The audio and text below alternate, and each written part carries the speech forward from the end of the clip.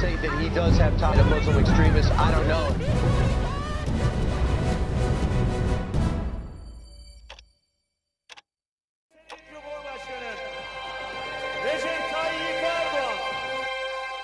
The foreign policy of the Turkish ruling Party of Justice and Development, also known as the AKP, has placed Ankara in a very critical position due to multiple and evolving threats to the country's borders. Insisting on his ambitious and increasingly aggressive foreign policy, particularly in the MENA region, President Recep Tayyip Erdogan is still reluctant to admit to past miscalculations in the party's foreign policy that accounts for severe political fallout in Turkey and instability and insecurity in the region. Ankara's policy of zero problems with neighbors has in recent years turned combative and ideological. The Syria unrest in particular is addressed as a regional issue that has a direct impact on Turkey's domestic predicaments and its diminishing influence in the region. This is particularly due to the fact that terrorist groups like ISIL or the Al-Nusra Front are now on Turkey's doorstep. The suicide attack on July 20 in the town of Suruç near the Syria-Turkey border that killed 32 and bore the hallmark of ISIL has effectively put what Semih Ediz, a columnist for Al-Monitor's Turkey Pulse, marks as the last nail into the coffin of Erdogan and Davutoglu's already failed plans for carving out a leadership role for Turkey in the Middle East.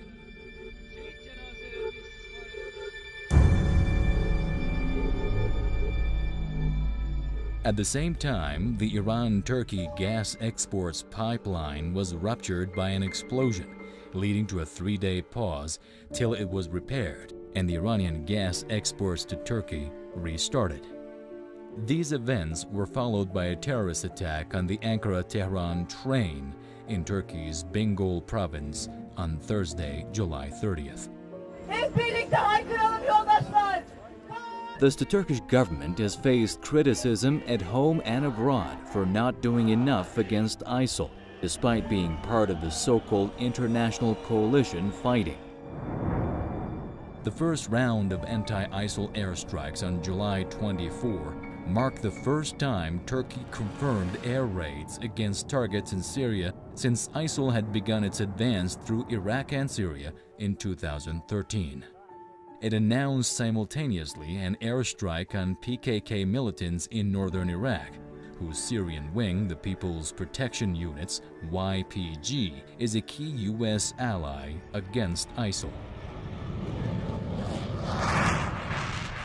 Reuters reports the decision to strike against the PKK was made with the aim of advancing Turkey's governing AK party's political position ahead of early parliamentary elections. It adds, but it will be a Pyrrhic victory. Syria's problems will continue to spill over Turkey's borders, making a solution to the conflict ever more elusive.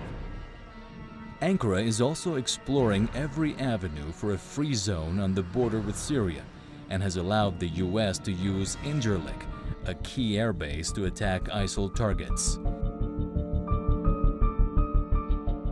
The free zone in northwest Syria would stretch over 100 kilometers west of the Euphrates River and into Aleppo province. The agreement to let the U.S. use the Incirlik airbase could allow the U.S. to step up airstrikes against ISIL.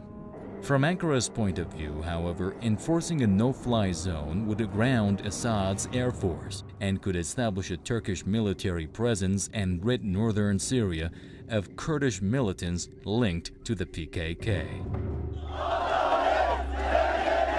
Ankara's policy towards the Middle East has been received with distrust at home and abroad, and has entangled AKP with various domestic and international dilemmas, such as derailing the peace process with Turkish Kurd opposition groups, hosting 1.6 million Syrian refugees who not only incur financial costs, but also present political and social predicaments for Ankara in addressing the country's ethnic and sectarian balance, the collapse of its Middle East policy, including having serious disagreements with the U.S. and Europe over the rise of ISIL in the region and with Russia and Iran over the fate of President Assad in Syria.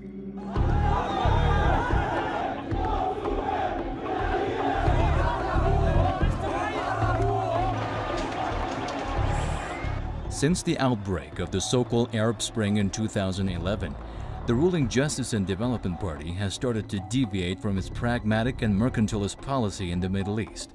Turkey has also abandoned its role as mediator in regional conflicts and stands on the sidelines. Turkey has offered refuge to Syrian dissidents and has trained the so-called Free Syrian Army under the supervision of the Turkish military intelligence. There are also some firm speculations that Ankara has supported, financed, and armed the Al-Nusra Front, Al-Qaeda, and ISIL.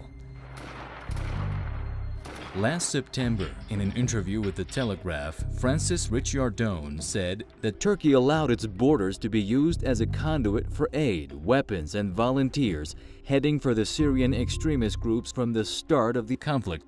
And there have long been accusations that it didn't do enough to distinguish between moderate groups and extremists. According to the former U.S. ambassador to Turkey, the country has directly supported Al-Qaeda's wing in Syria, a matter that has led them to work with the Al-Nusra Front, Al-Qaeda's branch, as well as extremist groups like Ahrar al-Sham. However, as Turkish analyst Ilter Turan states, the Turkish government failed to judge that the support, both national and international, for the Assad government was much higher than the Turkish government had ever anticipated. Frustrated by the U.S. failure to heed its advice on Syria and Iraq, Turkey, along with Saudi Arabia and Qatar, has also provided the extremist groups with money, intelligence sharing, and border security, as well as arms and other military equipment. Currently, Turkey deals with many domestic issues, hosting 1.6 million Syrian refugees who will not be returning to their country anytime soon. According to Kameli Özcan, an International Monetary Fund expert, in concrete numbers, the Turkish government has spent $4.5 billion in direct aid to shelter refugees. Besides major economic impacts, new Syrian residents are also permanently changing the demographics of southern Turkey, leading to increased sectarian tensions. Turkey is now also home to well-established Salafi networks that make the country vulnerable to attacks within its own territory. These groups are causing internal security concerns in the public discourse.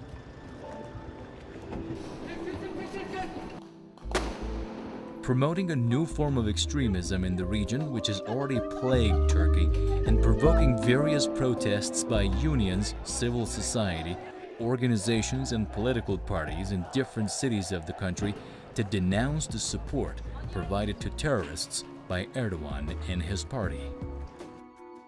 Turkish scholars and political oppositions like Mustafa Demir also analyzed the AKP foreign policy as a dangerous turn with dreadful consequences, particularly sectarianism as the driving force in Ankara's new foreign policy design.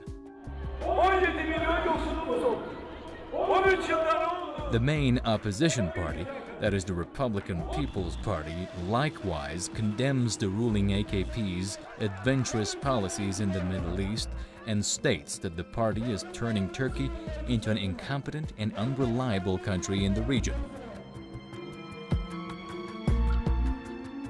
In sum, all these burdens come at a time when Turkey's foreign policy is impotent in the face of all domestic and regional predicaments. This is especially true as at home the AKP lost its single-party majority in the June election, and in the MENA region, a Muslim Brotherhood-type government which Ankara thought to be close to its understandings was not formed in Syria.